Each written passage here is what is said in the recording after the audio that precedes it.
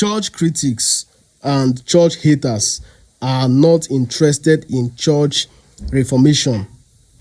Contrary to what they try to sell to their unsuspecting victims, that is, Christians who are actually listening to them, who are being deceived by them, they are not interested in church reformation. Most of these church critics consider themselves as, the enemy of Christianity. A few days ago, it was announced that Bishop David Abioye and Bishop Thomas Aremu will be resigning from Living Faith Church.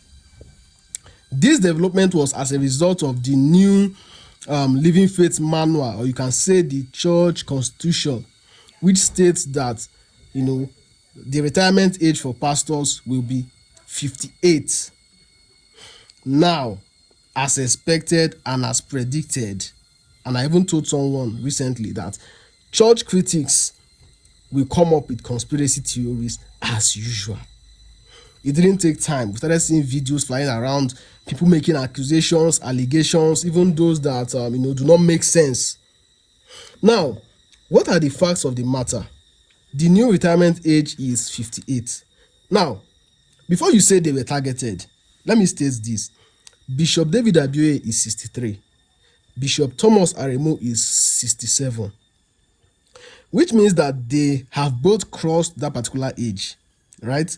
Now, before it was made 58, the former age was 60 before it was recently revised. You can't even say they were the reason why it was revised.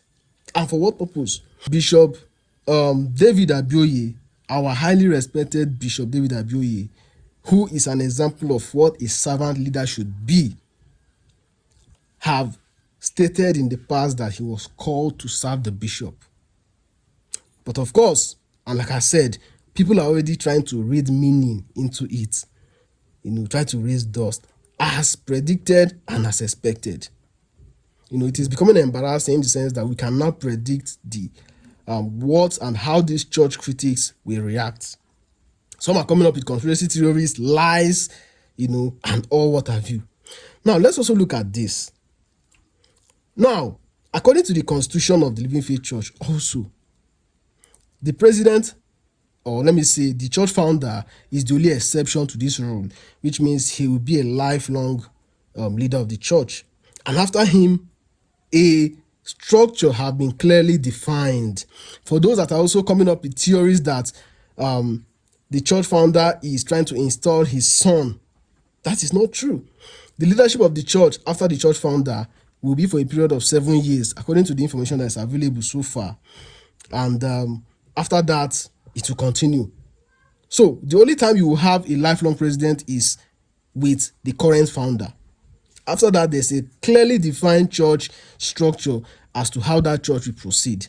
But then again, all these things are not important to church critics. It doesn't matter. They will always come up with conspiracy theories, lies, even suggesting that those, servant leaders, those great servant leaders were used. You can imagine that. Also understand that the possibilities for these great leaders are also endless.